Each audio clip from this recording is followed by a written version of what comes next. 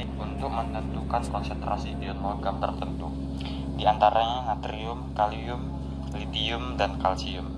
Flame photometer adalah suatu metode analisa yang berdasarkan pada pengukuran besaran emisi sinar monokromatis spesifik dengan panjang gelombang tertentu yang dipancarkan oleh suatu logam alkali atau logam alkali tanah pada saat berpijat dalam keadaan menyala.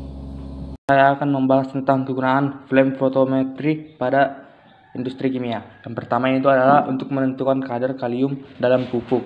Pupuk alam dan pupuk sintetis umumnya mengandung unsur hara kalium yang berfungsi untuk tumbuh tanaman.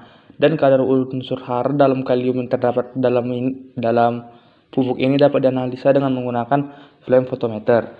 Nah, yang kedua adalah untuk menentukan kadar kalsium dan natrium dalam air. Unsur K, Na, dan Ca merupakan mineral yang terdapat dalam air, baik dalam air kemasan dan mineral yang terdapat dalam air sesuai dengan batas toleransinya berguna bagi tubuh manusia. Dan kadar mineralnya dapat ditentukan dengan flame photometer. Dan yang ketiga adalah untuk menentukan kadar Na2O dan K2O dalam semen. Dilakukan pada analisa flame photometry. Pertama, metode intensitas langsung. Sampel yang ada langsung diukur kemudian dapat langsung terbaca nilai emisinya. Yang kedua, metode standar dalam. Sampel langsung ditambahkan dengan larutan standar baru kemudian diukur dan didapatkan nilai emisinya. Yang ketiga, metode adisi standar. Hampir sama dengan cara kedua, tetapi larutan standar yang ditambahkan berbeda-beda konsentrasinya. Sampelnya tetap sama. Adapun prinsip percobaan pada flame photometry adalah berdasarkan reaksi atomisasi di mana ion logam dan larutan bila diaspirasikan ke dalam suatu nyala, maka elektronnya akan mengalami eksitasi ke tingkat yang lebih tinggi dan pada suatu saat akan mengalami keadaan dasar, di mana eksitasi hilang dan akan menghasilkan nyala sebagai diskrit panjang gelombang sinar tampak, di mana intensitas jumlah sinar yang dipancarkan sebanding dengan konsentrasi analit. Akan menjelaskan komponen yang terdapat pada flame photometry beserta fungsinya. Yang pertama, BBG atau bahan bakar gas, digunakan untuk membakar unsur atau atom nyala yang berwarna sebagai bahan bakar gas seperti gas propana dan gas LPG. Yang kedua, oksigen atau udara, digunakan untuk mempertinggi suhu pembakaran. Yang ketiga, atomizer, digunakan untuk mengubah larutan menjadi butiran-butiran halus yang menyerupai atom. Yang keempat, ruang pembakar, digunakan untuk membakar butiran-butiran halus yang menyerupai atom. Yang kelima, filter cahaya, digunakan untuk menyeleksi warna-warna nyala yang dihasilkan pada saat atom mengalami eksitasi. Pembagian flame photometry. Yang pertama, filter flame photometry, hanya terkhusus untuk analisa natrium, kalium, dan litium. Yang kedua, spektroflame photometry, digunakan untuk analisa kalium, magnesium, barium, dan lain-lain. Pilihan dari flame photometry adalah 1. Bekerja secara otomatis atau manual. Yang kedua, menggunakan emisi nyala. Yang ketiga, mengalami emisi.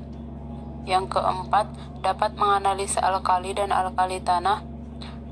Dan yang kelima yaitu garis spektrum resonansinya yaitu 400-800 nanometer. Selanjutnya yaitu warna nyala yang dihasilkan oleh logam alkali dan logam alkali tanah. Yang pertama, logam alkali. Litium menghasilkan warna nyala merah, natrium menghasilkan warna nyala kuning, kalium menghasilkan warna nyala ungu, rubidium menghasilkan warna nyala merah, cesium menghasilkan warna nyala biru. Yang kedua yaitu logam alkali tanah. Berilium menghasilkan warna nyala putih, magnesium menghasilkan warna nyala putih, kalsium menghasilkan warna nyala merah, barium menghasilkan warna nyala hijau, dan radium menghasilkan warna nyala merah. Bahan bakar atau oksidan.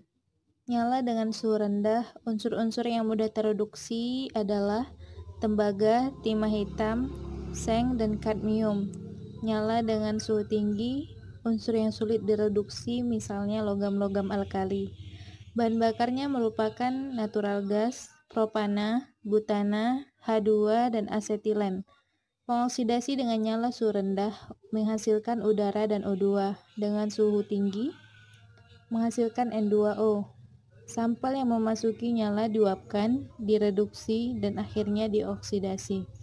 Daerah-daerah di dalam nyala bergantung pada laju aliran, ukuran tetesan atau kabut, kemudahan dioksidasi dari sampel, dan posisi optimum nyala. Di sini saya akan menjelaskan tentang kekurangan dari flame photometry, yaitu 1. Cara kerjanya masih manual. 2. Hanya dapat menganalisa logam alkali dan alkali tanah. 3. Membutuhkan analisa pendahuluan. Perbedaan flame photometry dan SSA. Flame photometry dapat menganalisis unsur alkali dan alkali tanah, sedangkan SSA dapat menganalisis kurang lebih 70 unsur. Flame photometry adanya analisa pendahuluan terlebih dahulu, sedangkan SSA tidak adanya analisa pendahuluan. Flame photometry selektivitasnya rendah, sedangkan SSA selektivitasnya tinggi.